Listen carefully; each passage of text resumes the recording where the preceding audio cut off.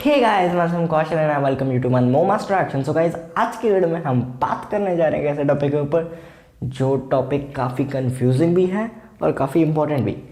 Confusing मतलब कि YouTube पे वीडियोस काफ़ी हैं, काफ़ी डिटेल्ड हैं, बट बेसिक से नहीं है। ठीक है, तो आज हम बेसिक से ही शुरू करेंगे। सो थंबनेल देख के, टाइटल देख के आपको पता लग ही गया होगा कि क्या है हमारा आज का टाइटल, विच इज़ SSCCHSL। हाँ, CHSL याद रखना, CSL बाद में बात करेंगे। इनके डिफरेंसेस की बात करेंगे, NEP के बाद क्या स्कोप है वगैरह की भी बात करेंगे। सब कुछ बात कर जाएंगे। लोग सोचते ही रह जाएंगे, हम आगे निकल जाएंगे, अपना टाइम लेकर आएंगे। अरे ये तो मैं अपना गाना लिखा हुआ गाने लग गया। ठीक है, so let's start the video. तो इसकी फुल फॉर्म है यार स्टाफ सिलेक्शन कमीशन, और CHSL की है कंबाइंड हायर सेकेंडरी लेवल। तो इससे आपको अंदाज़ा लग गया होगा कि 12th पास बच्चों के लिए है। हाँ, एलिजिबिलिटी की बात थोड़ी सी देर में करेंगे। सबसे वैसे अगर देखा जाए तो पहले मैंने यार यही सोचा था कि एलिजिबिलिटी की बात सबसे पहले करते हैं, but due to some reasons मतलब मैंने फिर मेरे दिमाग में एक चीज़ आई कि क्यों ना पहले पोस्ट की बात की जाए, ताकि लोगों को पता लग जाए कि ये क्यों करनी चाहिए, ये करके क्या होगा। नहीं तो आप अपना टाइम वेस्ट कर रहे हो। तो कई लोग यार मुझसे पूछ रहे थे, बाय द वे मैं किस टॉपिक से क्या बोलने लग गया, तो कई लोग मुझे पूछ रहे थे कि वीडियो क्यों नहीं आ रही। काफ़ी देर बाद वीडियो आई, आई नो, झूठ नहीं बोलूँगा, ऑनेस्ट रहूँगा, कोई टॉपिक ही नहीं आ रहा था दिमाग में। तो मैंने ये टॉपिक मुझे मिला एंड आई थॉट बहुत सर्च किए जाने वाला टॉपिक है। बेसिक से कोई वीडियो है ही नहीं जो शुरू हो। काफ़ी अच्छी वीडियोज़ हैं पर बेसिक से नहीं है, तो क्यों ना बनाई जाए ताकि लोगों की हेल्प हो। Because my main motive is to help you, जो कि सब यूट्यूबर कहते हैं, मैं भी कहता हूँ। सो जैसे कि आपको मैंने फुल फॉर्म बता दी, अब बात करते हैं इसकी पोस्ट की। पोस्ट क्या क्या होती हैं और इनकी सैलरीज क्या क्या होंगी। तो पोस्ट की बात करें तो यार सबसे ज़्यादा सुनने में जो आती है, अगर इस एग्ज़ाम की बात करें, इस एग्ज़ाम के पर्सपेक्टिव से देखें, तो आपके पास आती है लोअर डिविजनल क्लर्क। अब लोअर डिविजनल क्लर्क का काम क्या होता है, मतलब नॉर्मल जो ऑफिस का काम होता है, ठीक है, डॉक्यूमेंट्स फाइल्स वगैरह को अरेंज करना, ठीक है, उनका रिकॉर्ड कीप करते रहना, मतलब नॉर्मल काम। ठीक है, समझ रहे हो। तो इसकी यार आपकी बेसिक सैलरी होगी 19,000 पर मंथ, 19,000 टू 60, हाँ 45, मतलब इंक्रीज़ होती रहती हर साल, तो आप लगा सकते हो 60 तक। बट एवरेज की बात करें तो 35 होती है। ठीक है, मतलब कम से कम आपको 19K तो मिलेगी और 35 एवरेज है। तो अपना हिसाब लगा लेना। ठीक है, जगह पे डिपेंड करता है आप कहाँ पे हो, क्या हो क्या हो। और 5 साल बाद या 3 से 5 साल के बीच में एक ये होता है, उसमें आपका प्रमोशन होगा मोस्ट प्रोबेबली, अगर आपने कोई इलीगल काम नहीं किया तो। मतलब इलीगल काम, समझ रहे हो बात को, रिश्वत एंड ऑल। तो क्या होगा कि आपको फिर प्रमोशन कर दिया जाएगा, लोअर से अपर बना दिया जाएगा, अपर डिविजनल क्लर्क। तो ऑब्वियसली सैलरी भी इंक्रीज होगी, which is a good thing. 3 से 5 साल में ही आपका प्रमोशन होगा, जो कि होगा ही होगा। तो अगली पोस्ट आपके पास आती है जूनियर सेक्रेटरीट असिस्टेंट। ठीक है, जूनियर सेक्रेटरीट असिस्टेंट। अब इनका काम क्या है, बेसिकली इनका काम तो वही है कि जो जितने भी छोटे मोटे क्लर्क्स हैं, ठीक है, इनके नीचे या इनके ऑफिस में, उन सबको ये मैनेज करें, उनका काम देखें कि ठीक है ठीक है ठीक है, मतलब उनको उनके एक तरीके से मैनेजर, ऑफिस के मैनेजर नहीं, उन सब के ऊपर आता है जूनियर सेक्रेटरीट असिस्टेंट। तो इनकी अगर स्टाइपेंड की बात करें तो 19K टू 63K में इनका भी काम चल रहा था। ठीक है, अच्छा खासा चल रहा है। तो इतना आपको क्लियर हो रहा है। अब इनका क्या है कि थोड़ा टेक्निकल है, मतलब उतना नहीं, ठीक है, बट थोड़ा सा, जैसे ईमेल्स लिखना वगैरह सब, इतना सब सबको आता होता है मोस्ट प्रोबेबली। तो इनका ये काम है। अब इसके बाद बात करें तो PA भी होता है एक चीज़। अब PA क्या है यार, पोस्टल असिस्टेंट, मतलब कि you can say a kind of postman, या काइंड ऑफ छोड़ो पोस्टमैन। तो इनकी स्टाइपेंड भी होती है 25,000 टू 78,980 तक ले जाओ, क्या फ़र्क पड़ता है। तो इनके बीच में इनकी स्टाइपेंड होगी। ठीक है, अब ये जॉब्स जो हैं ये क्यों अच्छी हैं, क्यों नहीं अच्छी, किन को करना चाहिए एग्ज़ाम, किन को नहीं देना चाहिए, वो सब हम इन सब के बाद डिस्कस करेंगे। तो चिंता नहीं करनी। अगला आपके पास आता है SA, which is sorting assistant. So sorting assistant में वही है कि लेटर्स अब पोस्टमैन देने जाएगा, पर किसी को सॉर्ट भी तो करनी है, ये यहाँ पे देनी, ये यहाँ पे देनी, तो उसका काम वही है। ठीक है, से सॉर्ट करके रख लेना, वो खुद उठा के भाई साहब ले जाएगा। इनकी सैलरी होती है सिमिलर ही है, ठीक है, पोस्टमैन की जितनी होती है वैसे ही सिमिलर है। तो नेक्स्ट हमारे पास आता है डाटा एंट्री ऑपरेटर। इनका काम ज़्यादा टेक्निकल है, ठीक है, बाकी सबसे अगर कंपेयर करें तो। डाटा एंट्री ऑपरेटर आपको पता है वही सब होगा, एक्सेल पे शीट्स बनाना वगैरह सब, कितना हमारा बजट निकला, कितना हमारा फ़ायदा हुआ। अब वो मैं एग्जैक्टली आपको नहीं बता पा रहा क्योंकि आपके अलग अलग ऑफिसेस होंगे, राइट।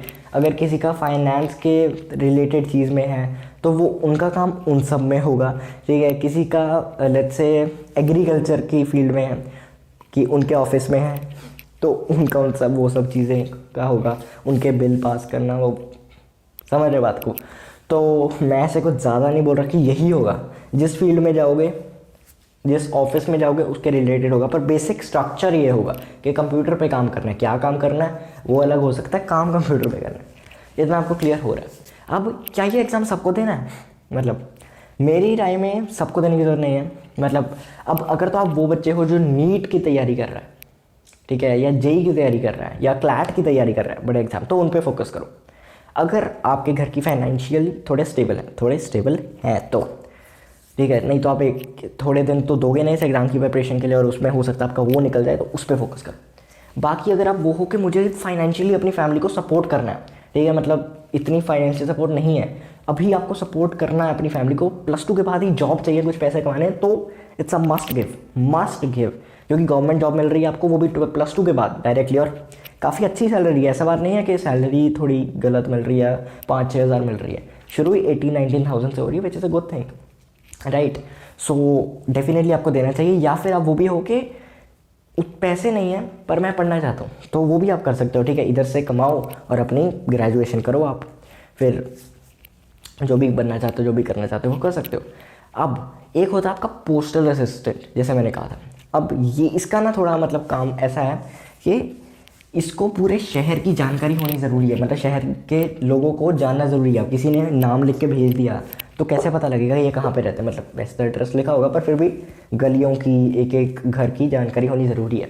तो मोस्ट प्रोबेबली अगर आप ये काम कर रहे हो, अगर आपको ये मिली है, तो आपका वो क्या कहते हैं उसे, ट्रांसफ़र नहीं होगा। क्या नहीं होगा? ट्रांसफ़र नहीं होगा। मोस्ट प्रोबेबली आप जहाँ पे शुरू किया है वहाँ पे ही ख़त्म करोगे, मतलब वहाँ ही रिटायर करोगे अपना काम। तो ये एक अच्छी चीज़ भी, एक बुरी चीज़ भी। बुरी चीज़ है इसलिए कि स्टेबिलिटी मिल गई आपको, मतलब कई लोग के लिए अच्छी है, मतलब कैसे है कि पूरी ज़िंदगी आपने उसी शहर उसी गांव में निकाल दी, कुछ किया नहीं। अच्छी चीज़ कहाँ आती है इसमें, प्रॉफिट कहाँ आता है, अच्छी चीज़ कहाँ आती है कि जब आपके कोई, जैसे फॉर एग्जांपल रिजिट कोई आपकी दुकान है या फिर कोई ऐसी चीज़ है, लाइक लेट्स से कोई किराने की दुकान है आपकी, अब आपने उसको चलाना है, उसको तो नहीं आप जहाँ पे ट्रांसफ़र हुआ वहाँ लेके जा सकते। आपके खेत हैं, ठीक है, आप एग्रीकल्चर में हो, तो एग्रीकल्चर के जो खेत हैं आपके, उसको थोड़ी उठा के लेके जा सकते हो। तो वैसी कोई चीज़ है। या फिर आपकी फैमिली वहाँ पे, आप फैमिली को कहाँ लेके जाओगे, मैं वहाँ पे ट्रांसफ़र हो गया, वहाँ पे ट्रांसफ़र हो गया। तो ये थोड़ी स्टेबल जॉब है, विच इज़, मैंने जैसे कहा, गुड और बैड दोनों है। अब भैया ठीक है, मुझे समझ में आ गया, मैंने देना है, क्या मैं एलिजिबल हूँ? बताओ। एलिजिबिलिटी की अगर बात करें तो यार आपका, जैसे मैंने कहा था, +2 पास आउट होने चाहिए या फिर +2 अपीयरिंग भी हो सकते हो। बस ये याद रखना कि आप 18 to 27 ईयर्स ओल्ड होने चाहिए, इनके बीच में होना चाहिए, ठीक है। तो अब ये यार इसकी रजिस्ट्रेशन ऑलरेडी इस साल खुल रही हुई है जब मैं ये वीडियो डाल रहा हूँ। अगर आप अगले साल देख रहे हो या फिर थोड़े लेट देख रहे हो तो कोई दिक्कत की बात नहीं है। उनकी साइट पे जाओ, मैं डिस्क्रिप्शन में लिंक दे दूँगा ऑफिशियल वेबसाइट का, आप उसको क्लिक करना, आप वहाँ पे पहुँच जाओगे छू मंतर करके। तो इतना क्लियर हो रहा है। अब एलिजिबिलिटी में सिर्फ इतना नहीं है, हो सकता है जैसे आप ओबीसी के हो या कहीं और के कोई और कैटेगरी के हो तो थोड़ी छूट मिल जाती है। जैसे 27 है तो वो 31 तक चल जाएगा, 30 तक।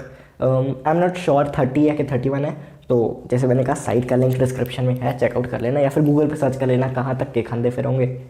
पंजाबी बोला मैं क्या, शायद। तो भैया मैं तैयार हूँ देने के लिए। मुझे बताओ भाई पेपर कैसा होगा, पैटर्न बता दो एक बार आप, मैं तो फोड़ के आऊँगा। चलो यार बता देता हूँ, बता ही देता हूँ। तो आपका और वो जो आप चीज़ करना चाहते हो या फिर वो जो सैलरी आपको चाहिए, उसमें फ़ासला क्या है? उसमें फ़ासला है यार 3 बड़े चट्टान या 3 बड़े पहाड़ आप कह सकते हो। 3 बड़े पहाड़। पहला पहाड़ है जिसको आप Tier 1 भी कह सकते हो इस एग्ज़ाम की भाषा में। तो उसमें क्या करना होता है यार, आपने उसमें कुछ नहीं करना, नहीं कुछ तो करना है। ऑनलाइन बेस्ड एग्जाम है आपका, ठीक है। MCQs होंगे, ऑब्जेक्टिव पेपर है, तो 1 घंटा दिया जाएगा आपको। और उसमें मैं आप ऐसे नाम नहीं लूँगा कि क्या कहते हैं, एम्पलीट्यूड, मैं फिजिक्स थोड़ी कर रहा हूँ, जो भी है इग्नोर मारना। तो मैं ऐसे कोई नाम नहीं लेने लगा हूँ क्योंकि मुझे खुद याद नहीं है। तो सिंपली बताऊंगा आपको, उसमें आपकी थोड़ी बहुत मैथ्स होगी, ठीक है, इंग्लिश होगी, ठीक है। इंग्लिश मतलब कोई प्रेफर्ड आपकी लैंग्वेज होगी, जनरल लैंग्वेज जो आप चाहते हो, हिंदी भी हो सकती है। तो लैंग्वेज हो गई आपकी, मैथ हो गई, ठीक है, और क्या होता है आपकी जीके होगी, ऑलराइट, और आपकी रीजनिंग होगी, ठीक है, कि ठीक है बहुत बोल रहा हूँ मैं। रीजनिंग होगी कि आपने ये थोड़ा कंक्लूड करना है कि अच्छा ये है ये है ये है तो क्या होगा, समझ रहे हो। जीके की बुक में हमारा एक चैप्टर होता था 1 पेज का सिर्फ, वो करने में बड़ा मज़ा आता था, जनरल रीजनिंग टाइप्स, मेमोरीज, तो वो काम होता है। तो अब ये जो है ये 200 मार्क्स का होगा, मतलब 100 क्वेश्चन 200 मार्क्स के, 2 नंबर का ईच, 25-25 क्वेश्चन हर टॉपिक में से होंगे। नेगेटिव मार्किंग होगी आपकी 0.5 मार्क्स की, 0.5 की। सो हाँ, मतलब आप छोड़ के आ सकते हो, गलत नहीं करना, वो सब आपको पता है ना, सियाने हो आप, you are a genius man, a genius. अगर आपने ये पार कर लिया, जैसे ये पार कर लिया, अब एक और चट्टान खड़ी है आपके सामने, एक और पहाड़ है आपके सामने। वो पहाड़ है जिसमें आपको Tier 2 कहा जा सकता है। उसमें आपको क्या करना है, आपको एस्से लिखना है, जो कि ज़्यादा बड़ा नहीं है, 150 to 200 मार्क्स का होगा। एप्लीकेशन या फिर लेटर, ठीक है, या तो सिस्टर को मतलब प्रिंसिपल को, या फिर अपने दोस्त को, मित्र प्यारे नू लिख दो, किसी को भी लिख दो। तो अपनी मर्जी है, अपनी मर्जी नहीं है मतलब जो वो देंगे या कुछ भी, मुझे नहीं पता, मैंने दिया नहीं है ना। प्रीवियस ईयर क्वेश्चन देखना, आपको पता लग जाएगा सब। क्लियर हो रहा है। तो ये आपका 100 मार्क्स का होगा, 50-50 डिवाइडेड है। So yeah I think it's clear to you. अब आती तीसरा जो माउंटेन है, अब ये सबके लिए नहीं है, मैं फिर से बोल रहा हूँ, सबके लिए नहीं है। अब जिनका काम कंप्यूटर से रिलेटेड है सिर्फ उनके लिए है। ये होगा आपका टाइपिंग टेस्ट, ठीक है, कि कितने वर्ड्स आप लिख सकते हो सही तरीके से, मतलब बिना स्पेलिंग मिस्टेक किए। कुछ टाइम लिमिट दी जाएगी, आई थिंक इट्स 15 मिनट्स या कुछ भी दी जाएगी, कि इसमें आप कितने वर्ड्स लिख सकते हो, राइट।